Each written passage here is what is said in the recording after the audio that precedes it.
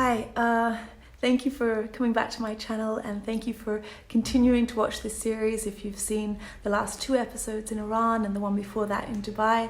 I just want to let anyone who's new to this channel or this series know that if you're looking for a political analysis of Iran, you're better off speaking to someone who lives in Iran for an analysis of what life is like there. You're better off speaking to somebody with the expertise in politics. Again, it's not me.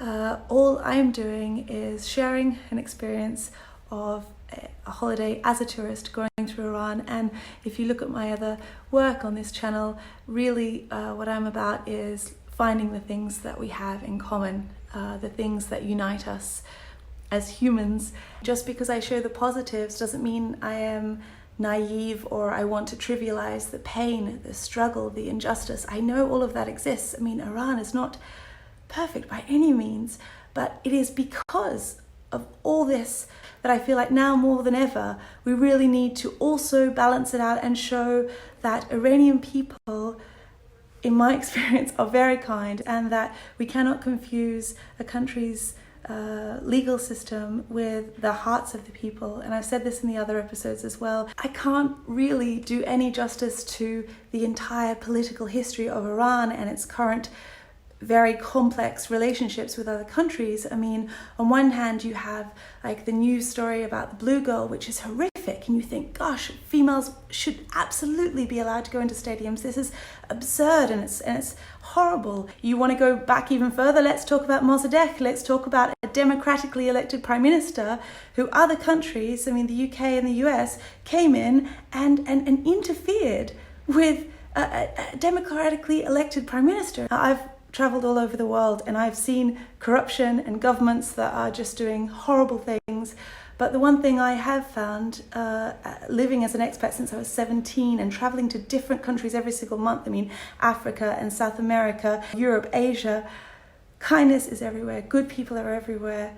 If you've never been to Iran and you have fear of going to Iran, that's fine. That's your prerogative. I'm not here to convince you to go to Iran. Maybe I was lucky, but the thing is I also do my research. For example, I am a drone pilot, so I would have loved to have got some aerial shots of Iran, but I read that it was highly illegal, and so I paid a lot of money to get my drones sent back from Dubai to Europe because there are so many signs everywhere. Every airport you go to, they say you can't fly, and there's that couple who were arrested, actually, Australian British couple. They were flying a drone near a military zone, which is illegal in any country. Look, the only thing that interests me is to maybe help you to realize that Iranians are not terrorists, which unfortunately is a stigma that I've heard a lot. There are huge TV networks and newspapers and media that have a lot of people and a huge budget, and they were all about covering the negatives about Iran. And a lot of those negatives are true, so it's not like they're lying, they're true. But I just wanted to balance things out, because if you Google Iran terrorism, guess how many results come up?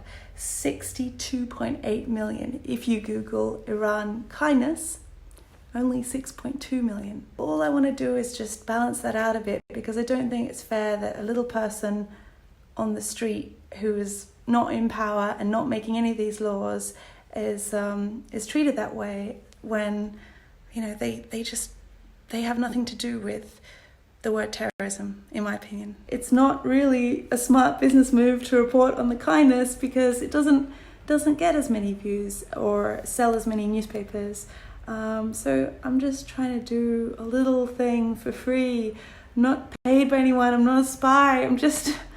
I was just trying to put out a bit of positivity into the world, and I hope you understand, and hope you enjoy the rest of this episode. And sending my love to everybody who has supported me so far. You give me a lot of hope in humanity, the people who have said, yep, Kylie, we understand. You're just trying to focus on the things that unite us, so enjoy. This adventure began in Dubai. From there I flew into Iran to Shiraz, before driving with an Italian guide to the small town of Yazd. From there we went to stay with a local family in Isfahan, and this episode we will go through Kashan to the capital Tehran. From the modern city we drive into the mountains to stay in the troglodyte village of Kandavan. then journey on to Tabriz, where I experienced my favorite market or bazaar in all of Iran. We crossed the border in Bazargan with much trepidation about all the military armed checkpoints and reach Kars to see the ruins of the Armenian city of Ani. We drive over snow-covered mountains down to the seaside city of Trabzon, then head towards Cappadocia, and then on our way back to Europe we finish in the magical city of Istanbul, where East meets West.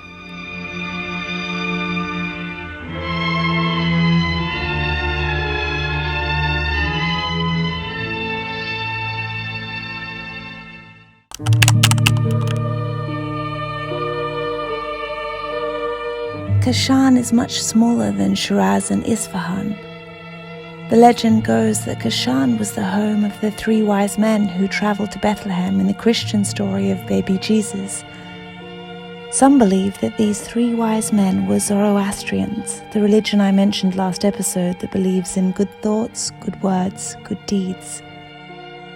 I found this town to be high contrast. You wander the streets and it feels like a mud brick village, but this was a vacation town for the wealthiest Persian merchants in the land who built lavish and ornate homes that have now been beautifully restored and serve as hotels and restaurants. So you never know what decadence and architectural beauty lies down an alleyway behind closed doors.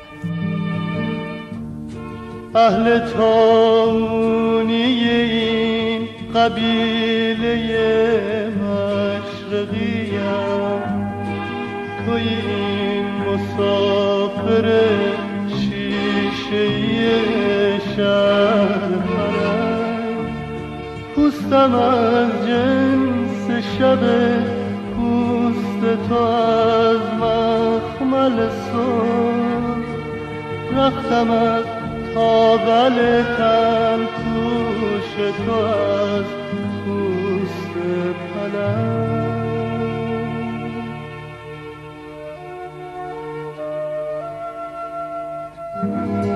بوی گندم مال من هرچی که دارم مال تو یه وجب خاک مال من هرچی میکارم مال تو بوی گندم مال من هرچی که دارم مال تو یه وجب خاک مال من هرچی میکارم مال تو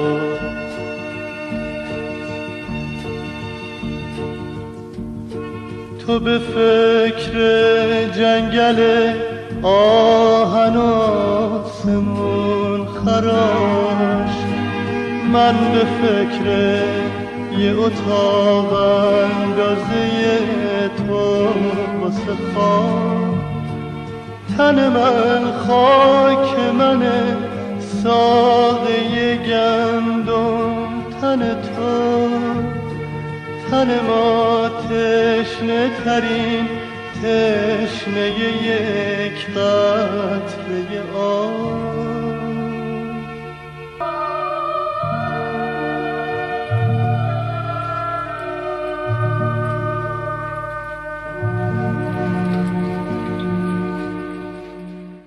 At this point we were still driving our beat-up rental Peugeot, but the Italian physicist still had the car he bought with Bitcoin locked up in customs in Bandar Abbas in the south of Iran. He managed to get permission to drive it for half the time of our stay, so our plan was I would stay in Tehran alone while he flew down to the south, picked up the car and drove it back to meet me in Tehran. Now, the physicist is Italian, and so he kept driving over the speed limit even though I begged him not to. And we would get pulled over by the police almost every half hour, and every time I was terrified there would be a problem. I had my drone sent back to Europe exactly for this reason, because I didn't want any suspicion or misunderstanding if they searched our car. But I have to say, every time the police were really friendly and happy to see us enjoying their country.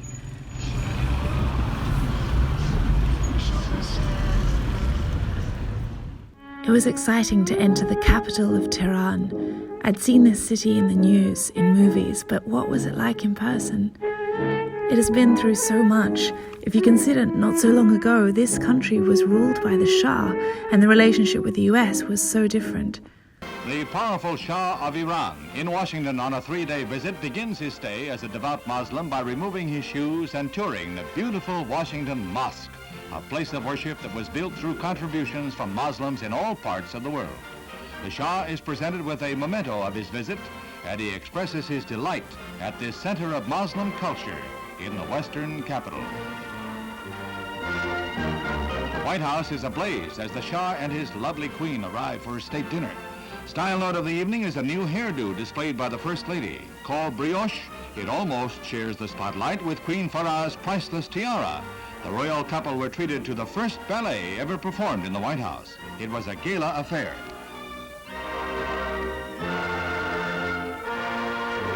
Mohammad Reza Pahlavi was the last king or Shah of Iran. In Tehran, I was keen to first explore the magnificent Golestan Palace, a UNESCO World Heritage Site and a stunning glimpse into Persian history, dating all the way back to the Safavid dynasty. It also shows Iranians' iconic talent for mirror and tile work. In fact, UNESCO states, the Golestan Palace served as the first film studio and the first photographer's studio of Iran, as well as a location for the gathering of well-known artists of the time. The reason for all the architectural and artistic developments taking place during the rule of Nasser ed-Din Shah was his own artistic character. He was the best photographer, painter, poet, and calligrapher of his time. He was inherently quite familiar with the delicate souls of artists and architects, as well as their cultural significance. Such a characteristic is unprecedented in other kings and rulers of that era.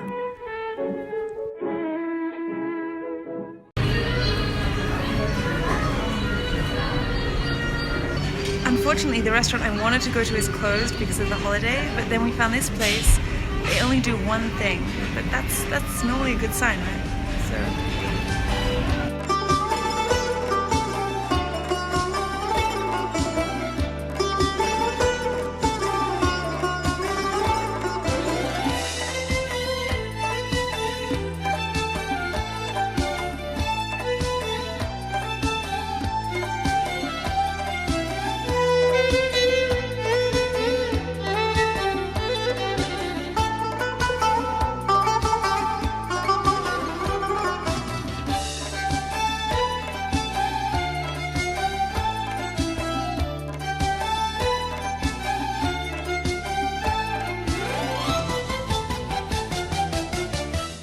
So the economic sanctions make things hard not just for daily life in Iran, but particularly for those whose business relies on dealing with tourists.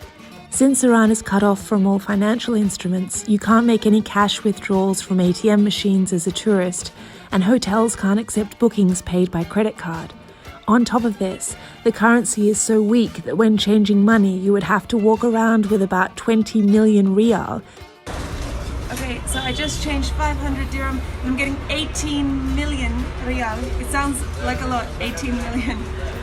But To get around this, we initially booked some of our hotels using Bitcoin to reimburse friendly Iranians who helped us handling reservations on trust alone. One Iranian made a trip to Kashan from Tehran with his wife and sent us a video to confirm they booked our hotel in person. One young woman, Setareh, decided to start a business to solve this problem by creating a company called Iran by Bit. Setareh's company offers a prepaid debit card that one can load with either Bitcoin or your own funds and then use freely throughout Iran without the need to carry any cash. I heard about the cryptocurrency and so much opportunity that this currency give us. Actually, I'm just starting. yeah. And I have many dreams. Tell me, when you first heard about cryptocurrency, about Bitcoin, what was your impression? So when I heard about cryptocurrency and Bitcoin, I was so excited. So I thought, okay, we can use it for example for booking hotel. Mm-hmm. So if a travelers wants to book the hotel, so we can be a middle a middle. Yeah, the middleman, the conduit. Middleman for this. Yes. Still, there is some people. I know some people who are Bitcoiner, so they do trading, but and they come to Iran. They came to Iran, but still they don't want to use the Bitcoin for spending. Right. Yeah. Yes. So it's so new for the market, for the people, Yes. I think, and that's why we just have it like an option. Sure. Yeah. Yes. When you first got involved in it, what was your background? Like, did you study, or where did you come from before Bitcoin? Yeah, I studied geography. Yes. Yeah, and then tourism planning in the master. Yes. And but you know, I'm that kind of people that I do and everything and try everything and search for everything. Yes. I'm the same way. I mean, I had my degree in one area, but I think it's, if you are an inherently curious person, and if you want to survive these days in work, you have to adapt and change and learn new skill sets. And I think you're a brilliant example of that, because a lot of people, whether in Iran or any country, could think, no, Bitcoin, cryptocurrency, it's too hard to understand. I just want to stick to a more traditional role, or more traditional sector. No. Yeah.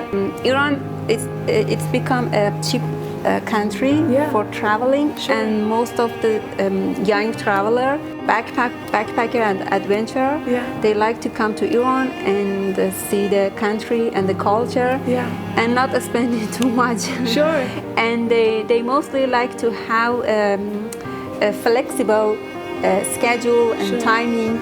So they mostly don't want to buy a whole package from travel agency. Yeah. They just want to book and buy whatever they want at the moment. Yeah. Tell me if you want to. If you don't want to answer, it's okay. But I'm interested to know. Some people think that women don't work, that they're not going to university, that maybe they're not as independent as you. I mean, what is the reality? Because I can just see, but you're from Iran, so you live here, work here. The reality is, I came from a very small city in west south of Iran, and my family live in a small city. Yes.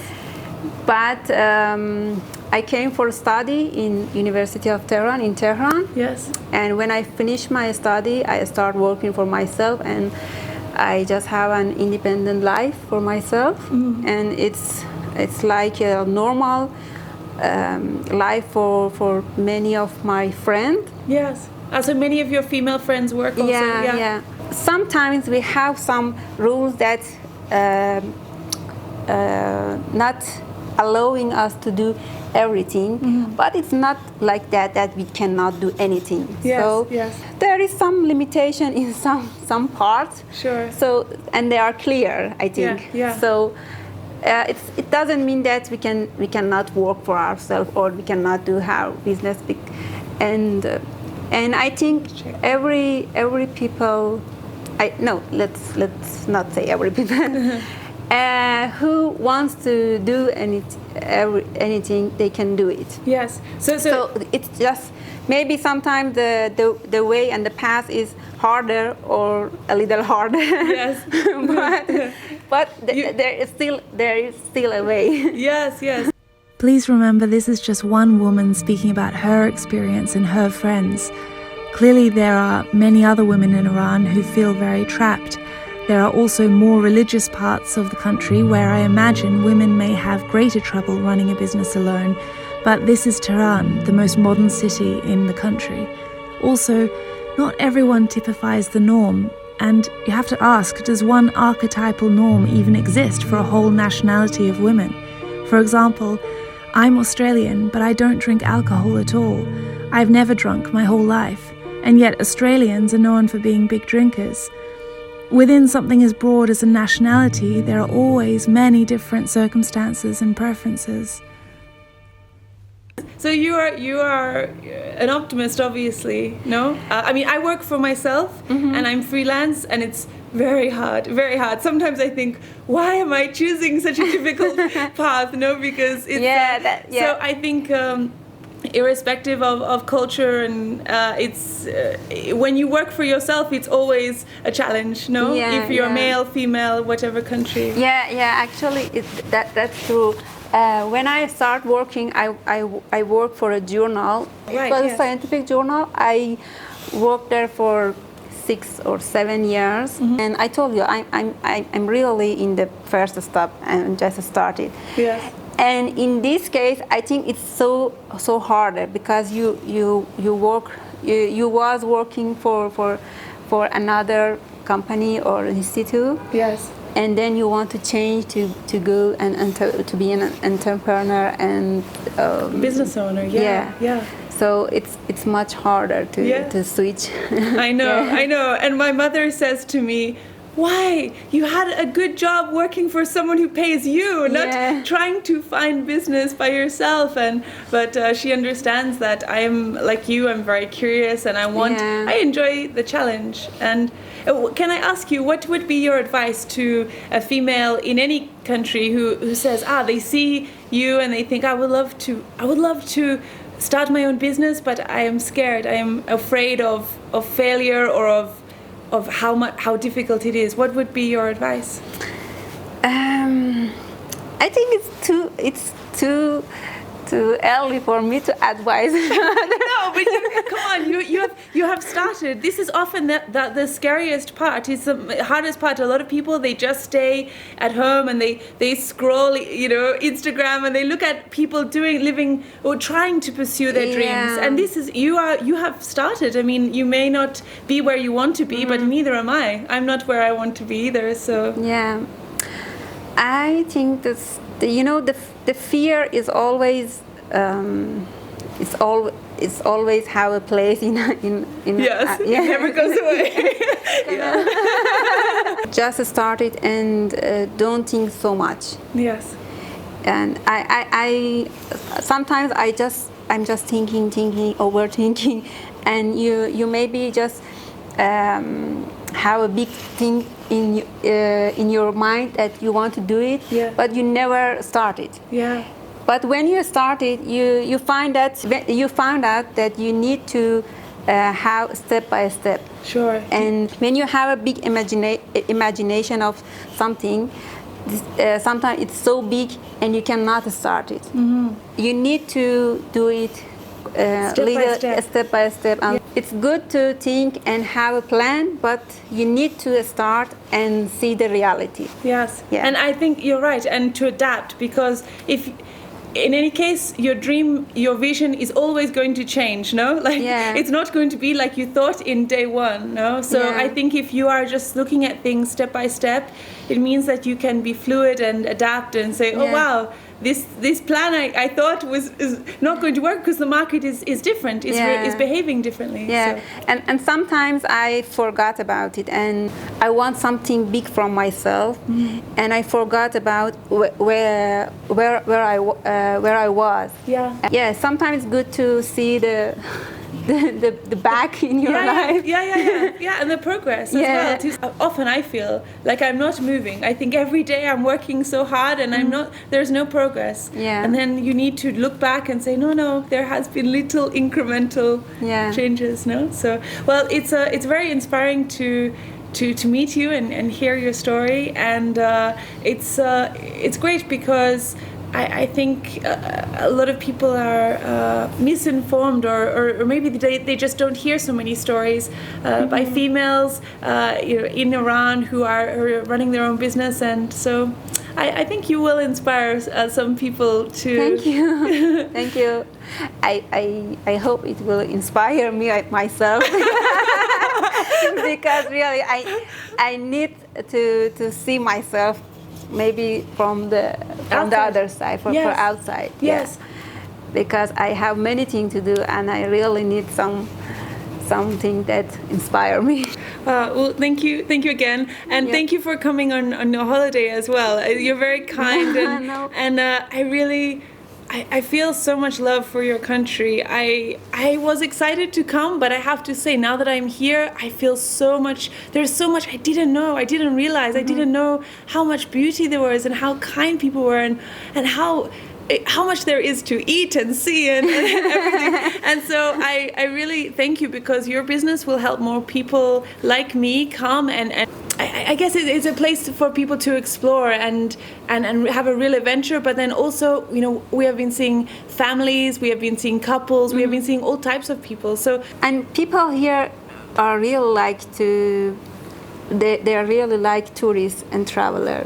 Yes, I'm finding that all the time. I mean, even I caught a taxi today, and the taxi driver said, "No, you don't have to pay. You don't have to pay for a long trip across Tehran." You know, and it was just because he was happy to see a foreigner here, and you don't find that anywhere else in the world. Yeah, because people here, they like to show themselves and their culture to other people in the world, because we know in the media and in the other country there is no good image of our people. Yes. With some title we are going to be judged. Yes. But it's not all of us, you know? Yes. And that's why people like tourists, because they found a tourist and traveler a link to show themselves to the world. Sure. Yeah. And I think that's important. I mean, every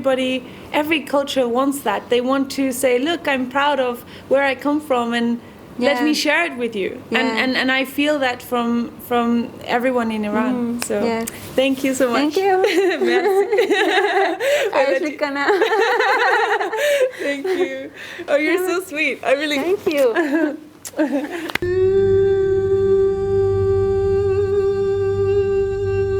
That night we dined on delicious Persian and Indian food in the restaurant of the Taj Mahal Hotel, which came highly recommended from a local friend who lives in Tehran. And I thought about how Setareh and I have so much in common as women, both self-employed, trying to build our companies, and yet how much more impressive she is for doing all of this in a country with such political challenges. But as she said, she does need a little motivation and hope to keep going, so maybe leave her some love in the comments section if you can.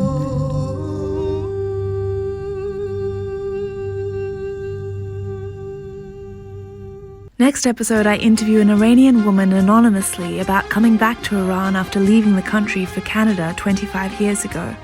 I head to a favorite local lunch spot where I happen to meet a kind woman who invites me out that night in Tehran for tea, cake, and a chat. I check into a hotel designed by an incredible architecture and interior design team that would rival anywhere in New York or London. And then we leave the city to explore the much lesser known north of Iran, with the wonderful city of Tabriz and the mountain village of Kandavan. Next week I will be doing a Q&A from my new home in Florence, Italy, but after that I shall continue with this series. Every time you give the video a thumbs up or leave a comment, you help my work to be seen by more people. So thank you for leaving over 2,000 comments on my last Iran episodes. I make all of this alone for free, so if you would like to support my work, you can go to patreon.com/Kylie Flavel or donate to me on Bitcoin. I will leave you with the words of the famous Persian poet Hafez. For a day, just for one day, talk about that which disturbs no one and brings some peace into those beautiful eyes. Thank you for letting me talk about peace, and all of your support has finally got me to 50,000 subscribers. We are a small community, but our hearts are strong. Merci. Kheli mamnoon. Thank you so much.